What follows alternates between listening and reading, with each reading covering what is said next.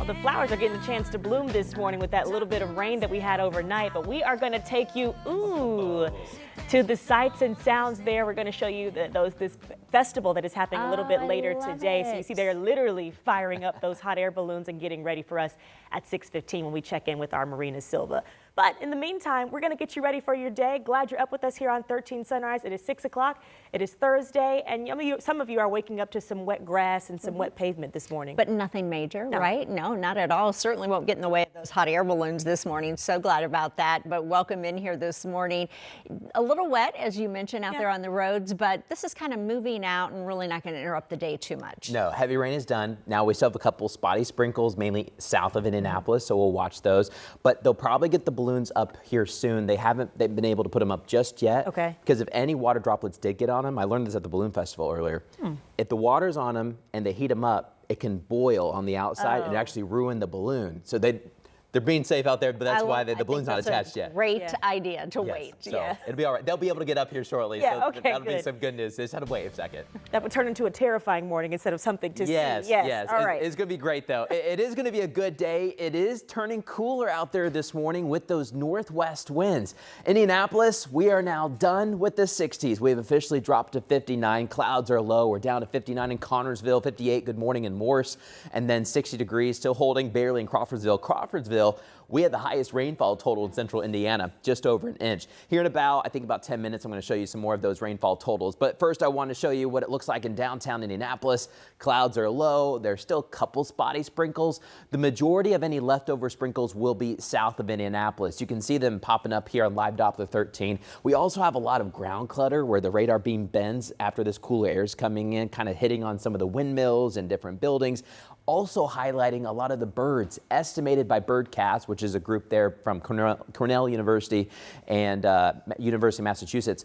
About 16 million birds are estimated to have flown over Indiana throughout the overnight hours after the rain because they're using that north wind. It helps them fly. But this morning we're tracking some spotty showers from Greene County into Bloomington into Nashville, Bartholomew County, Columbus. We're talking about Greensburg, Bedford, Seymour, so watch out for those. Best chances of the rain the rest of this morning will be south. But coming up, we're going to let you know when all the clouds will break and the sun's going to come out. We've got a good day, but a cool day. But let's talk traffic this morning. Just about 6:03 here on the clock. So far, traffic's moving just fine this morning. You're looking live at the traffic maps. Everything's green. That's some good news. We do have some slower traffic, but it's still moving, of course. We're just building up a little bit, which is typical this time of morning. There along I-465, the taillights are headed south past Pendleton Pike. These headlights are headed north into Pendleton Pike and headed north up to East 56th Street. So the east side's looking good. Let's take you far out west. Good morning in Hendricks County. This is a live look in Brownsburg with the exit of Green Street. Still a little bit of damp pavement, but we are drying off. Coming up, we're going to let you know when that sun is going to bust on out after the clouds move out here shortly. All right, Matt, thank you. A lot of complaints coming out recently about all the rate increases that we're seeing, especially if you're trying to pay for those electric bills, all the bills, but specifically those. Yeah, so Governor Mike Braun is actually appointing a new state official to actually lead the effort into looking into that. Anna Chalker joins us in the studio with how this role could really help customers all across the state. Good morning. Good morning, ladies. So we've seen those increases to our electric bills over the years, and for some of the payers, it's actually getting harder for them to pay that one and really all the ones that they have to pay. And in fact, the Citizens Action Coalition tells us Hoosiers saw their average electric bill go up by at least $26 a month year by year. So that's why Governor Mike Braun appointed Abby Gray, that's who you see on your screen, as the new Office of Utility Consumer Counselor.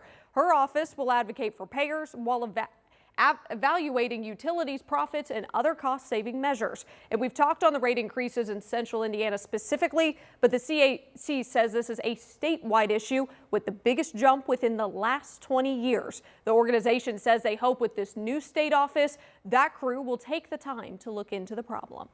We also need to make sure the governor communicates his affordability message to the actual regulators that he's going to appoint to serve on our Utility Regulatory Commission. Those individuals are going to have the final say on electric utility bill increases. In a statement from Gray, she says, "I have dedicated my career to public service. It's the honor of a lifetime to continue to serve Indiana ratepayers in this new role." So one of the first tasks in changes for this office, replacing 3 IURC commissioners. They've retired, stepped out of the role, so we got to get them into office now, the new one. So at 6:30, we'll be talking about how that is going to impact the companies that will really be seeing a lot from this office. Yeah, and we've talked a lot about AES recently because they're the ones that are asking, and you're hearing the IURC ask for input about their prices going up. But this sounds like something that is not just impacting AES customers. Just a statewide problem. Right. Thank you, Anna. Well, a developing story here this morning. We now know a woman is charged in a double homicide case dating back nearly 5 years. This happened at Post Brook Apartments on the far east side of Indianapolis, March 1st, 2021. So where police found 21-year-old Ashanti Robinson and 23-year-old Patrice Jones dead. The women were shot nearly 10 times. New court documents reveal what happened that night. In those, they say surveillance video shows 25-year-old Tadija Davis driving the 2 alleged shooters to and from the apartments. Davis is not accused of killing the woman. In fact, she claims the man and woman who fired the shots forced her to drive the car. We were able to look through forensic evidence, both physical forensic evidence and digital forensic evidence, and get a new set of eyes. That detective can go through and listen to past interviews and have new witness interviews as well. Davis is expected to be in court this morning. She is facing 2 counts of murder. Right now, she is the only person charged in the case. Attorneys for a man on death row here in Indiana are now asking the Supreme Court to step in and reconsider its order for execution. Roy Ward is scheduled to be executed October 10th. He was convicted of raping and murdering a 15-year-old girl in 2001 in southern Indiana. Ward's attorneys want the court to rehear a challenge against lethal injection and to issue a stay of execution. So his attorneys are arguing something went wrong during the last execution carried out by the state, calling that execution problematic. Governor Braun said last week the state does not currently have the drugs to carry out another execution. They are expensive. Some that we also had in stock expired. So we will acquire more, we understand, before the October 10th execution date. Well, also developing this morning, an Indianapolis man is now charged with trying to sexually assault 2 women getting exercise on the Monon Trail. Police say they are 2 separate incidents last month. It was in the Sutherland Avenue area on the northeast side. So investigators say 27-year-old Larry Dewerson Jr. attacked the women while they were running along the Monon Trail, beating them, even knocking them unconscious. Larry Dewerson Jr., so he faces this morning 11 charges, including attempted rape and sexual battery. His bond is set at $400,000. Well, this morning we are taking a closer look at a massive investment in Indiana students. And this is a lot of money, nearly $30 million split between 494 schools for some safety initiatives, things like technology support services, bullying prevention, and school resource officers. Those officers get most of the money, around $19 million. So I want to give you a look at the other places getting most of this government money. Schools in Marion County are getting more than $3 million. Lake County is receiving $1.6. Hamilton and Allen counties will each get more than $600,000. And the largest amount that an individual school or district received was $92,500. 22 places in Marion County are getting that amount. Lake County has 13 getting that amount, followed by Hamilton and Allen counties. The Indiana Department of Homeland Security organized this grant program, saying they wanted to target schools in need here in Indiana. It's 6:09. A new face, sort of, could be coming to Broad Ripple. I would go with legs. There we New go. legs. More legs than anything, you're right. Definitely more than face. So this, you can see here, it is sparking a little bit of controversy. It is an LED sculpture. It already has a name. It's called Gavin Divergence. So it just got approved by the city's Board of Zoning Appeals. That means before long, he could be standing in the heart of Broad Ripple at that intersection of College and Westfield.